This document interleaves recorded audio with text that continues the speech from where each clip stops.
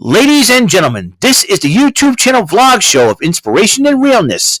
Also, this is the YouTube channel vlog show of positivity, personality, and fun. This is Eric Lima Shenanigans of 1977, and now the perpetrator of these shenanigans, Big Beefy E himself from his Big Beefy Man Cave in New Bedford, Massachusetts, Mr. Shenanigans himself, and the two-time Chilling 3000 2022 End of the Year Awards winner, Eric M. Lima. Thank you very much, Mr. Announcer, sir. Well, hello there, everyone. Welcome to yet another episode of Eric Lima Shenanigans of 1977, episode number 585 of the show. How's it going, everybody? And I want to thank Derek Greek of Greek and Shaw of the YouTube fame for adding me to their Discord. I want to give them a shout out. Derek Greek, give him a shout out. Lady Aaron Moriarty a shout out, and everyone in that group a shout out, because you guys are funny, you guys are awesome. Kind of like a combination of Rant and Raid and both is combined. Always talk about funny stuff and everything else. So, and along with some gaming and some live streaming, check them out if you can. Check out previous channels, and if there's another live stream, I'll let you know. So I always want to make sure I give support to new friends and fun. That's all it's all about, man. You know what I'm saying? And we're gonna have a little bit of fun because big week. That's all, folks. Big weekend in wrestling, ladies and gentlemen, and we have a lot to talk about. A lot is going on. A lot of ground to cover. And we're gonna talk about NXT because NXT Battleground is this Sunday. And it's going to be a heck of a card. To kick off NXT, the ladies in the women's division, the semifinals in the women's championship tournament, as you know, to give you a little bit of rundown what happened, Indy Hartwell not only got hurt during her title defense in a triple threat, also threat matchup against Tiffany Stratton and Roxanne Perez, also was drafted to Monday Night Raw. So she had to vacate the women's championship. There was a brouhaha at the end of when Indy Hartwell did vacate the title. Then she went on, and then as Dexter Loomis carried her out, the ladies carried her. 8 women were chosen, and the final 4 of this tournament, Cora Jade, Lyra Valkyria, Tiffany Stratton, Roxanne Perez were cutting promos on who wants to be the next women's champion of NXT. The first semifinal, Lyra Valkyria versus Cora Jade going 1-on-1. It was a heck of a matchup. And in a shocking development, in a shocking upset, Lyra Valkyria won the matchup, so she's going to NXT Battleground to challenge for the NXT Women's Championship. But Cora Jade did not like that. She attacked Lyra Valkyria with a kendo stick after the matchup. So, Dijak arrived at the arena, the PC arena, but then Ilya Dragunov was waiting for him. Those two were brawling in the back, beating the crap out of each other, using the garage door as weapons, something like that. And it's crazy. Those two are going to go nuts in a last man standing matchup at NXT Battleground. It's going to be nuts. It's going to be totally crazy. Axiom going 1-on-1 with Dabba-Kato. It's a David versus Goliath, and Dabba-Kato was like 7'1", ended up winning the matchup easily.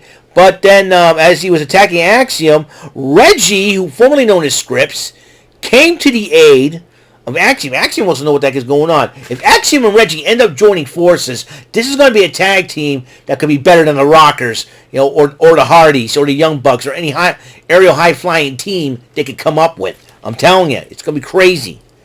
I might be going a little bit too far in saying that, but we shall see what happens. Maybe. I don't know. So, and Tony D'Angelo's in an interrogation room. Something's going down, and I don't know what's going on and all that. Then Braun Breaker cut a promo on being a former NXT champion and how he wants to get the title back from Carmelo Hayes this coming Sunday. It's going to be a crazy matchup, let me tell you. Gallus cut a promo on NXT Battleground to defend the titles. Creed Brothers come out,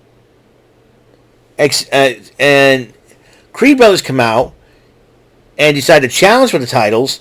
And then both teams started brawling, and then it was 3-on-2. And Channing Stacks Lorenzo, who has got to be keeping an eye on the family business since Tony D'Angelo's been detained, ended up evening things up for the Creeds.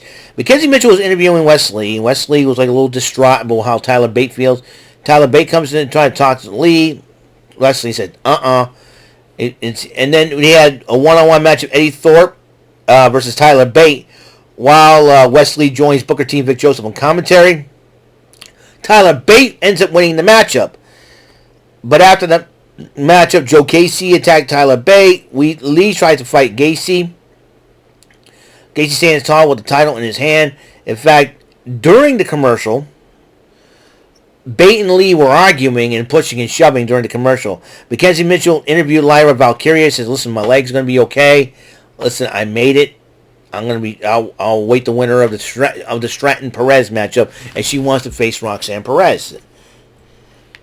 But meanwhile, a battle of UK high-flying superstars Nathan Frazier going one-on-one with Noam Dar, that NXT Heritage Cup champion. As you know, Noam Dar's got that NXT Heritage Cup title on the line as he defends it against Dragon Lee. And but speaking of Dragon Lee, he came down the ringside, distracted Noam Dar, costing him the matchup, and Frazier ended up winning the matchup while Dragon Lee and Frazier clowning around, making fun of Noam Dar holding the Heritage Cup like it's his baby. It's hilarious. I like Nathan Frazier though. I like the hard hitting home troops. I like the way he talks. You know, it's really super cool. You gotta check. You know, his stuff's gonna be good. I'm telling you. He's trained by Seth Rollins, so I know he's gonna be good. I like to see Nathan Frazier end up winning a championship in NXT. Mackenzie Mitchell interviewed Dragunov, and then in the locker room, Dijak busts in the locker room again. They brawl again. The locker room separating these two guys. I'm telling you, Ilya Dragunov is a nutcase, and I like it. You know what I'm saying? It's like anybody can go after Dijak with that much craziness in his eyes. It's got to be the most likable nutcase. He's crazy. I like Ilya Dragunov. Unsigbagza. Let's do this thing. Dijak, you got your work cut out for you, son. I know you're a fellow Massachusetts native, and I know you're a friend to Joey Palatroni. Dude, I hate to say it, but you're going down. You know what I'm saying? Anyways. And then Carmelo Hayes, he's another fellow Massachusetts native, comes home, to Massachusetts, has a homecoming. He visited the Kowloon restaurant and everything else. And he attended a Celtics game, got a picture with Mark Wahlberg. How do you like that? And that's the life of the NXT champion in his homecoming. And he says he's going to be ready for Brock Lesnar. I mean, not Brock Lesnar. Braun Breaker. What am I thinking? Brock Lesnar? No! Everybody's like, Brock Lesnar! I can see you me now. Brock Lesnar! I mean Braun Breaker. He's got to get ready for Braun Breaker. My goodness. That son of you know what? Let me tell you. Anyways. Then Hank Walker took on his tag team partner Tank Ledger, so they get a little sparring going, and they try to do what Briggs and Jensen does. But then Walker did win the matchup. Then Braun Breaker attacks both Ledger and Walker after the matchup. The Creed brothers were talking to Ivy now how they're going to be vowing to beat Gallus for the tag team titles. Chain Stacks Relentless, hey, I can help you guys. And no, we don't need your help, but we're cool. We got this, and all that. And the lovely Gigi Dolan. I love Gigi Dolan. Her and Nikita Lyons, they're my favorite girls in NXT. Why? They got curves. I love a woman with curves.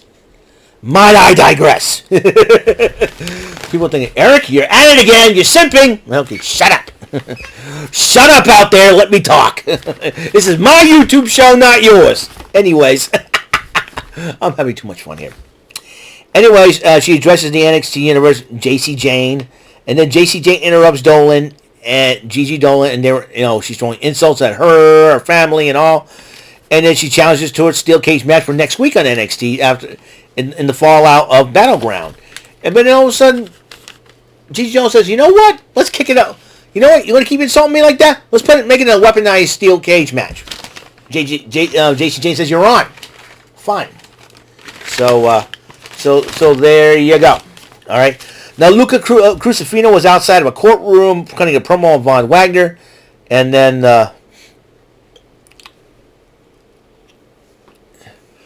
and he says he vows to beat Von Wagner and get to the bottom of the picture. He looked like a freak and all. So here we go. But then Noam Dar was talking to Oro Mensah and complaining, "Oh, you got this," and Oro Mensah's nodding his head, yeah, whatever. And then walks Lash Legend Jakara Jackson walk on by, and then Noam Dar's trying to flirt with them, and they're like, "Yeah, no, you." Gee, somebody call Alicia Fox and tell her that poor Noam Dar needs some love. Jeepers. I'm telling you, Noam Dar, Alicia Fox. Okay. Oh boy, and both Jakara Jackson and Lash Legend thinks he's crazy, and and then Von Wagner went one-on-one with Luca Crucifino. Robert Stone is in Von Wagner's corner. And all of a sudden, during the matchup, Crucifino found a picture of him. And then all of a sudden he screams at Von Wagner, "You're a freak, you're a freak." Von Wagner snaps, beats the crap out of him to the point where the referee had to ring the bell, disqualifying Wagner. Crucifino did pick up the victory by a DQ and ended up getting powerbombed through a table. And I think Mr. Stone was trying to calm Von Wagner down, and it's not working. Von Wagner just somebody's got Von Wagner. He needs to tell people about that picture, so that way people can back off on the poor guy. Man. And then meanwhile, back in the interrogation room, Tony D'Angelo gets arrested. I would not be surprised if this is a Gallus plan all along. And, who knows? To try to make sure that Tony D'Angelo and Shannon Sachs-Renzer don't get a shot at the tag team titles. Maybe Gallus has planned. The main event was the semifinal round 2, Roxanne Perez versus Tiffany Stratton. And I hate to say this, Michael Bombardier, but your nightmare is about to come true because Tiffany Stratton did beat Roxanne Perez. And then when Lyra Valkyria came out to confront Stratton on the on being the champion and all that, and then while Roxanne Perez is getting help to the back, the hooded figure attacked Roxanne Perez. Lyra Valkyria went to go check up on her. And then as they were getting to the back, here comes Dijak, here comes Dragunov. These two beating the crap out of each other again to end NXT. You're talking about insanity. Insane in the membrane. Let me tell you, it's going to be nuts. And then, who knew who that hooded figure was? Everybody's been suspecting two people. One, Blair Davenport, who we have not seen.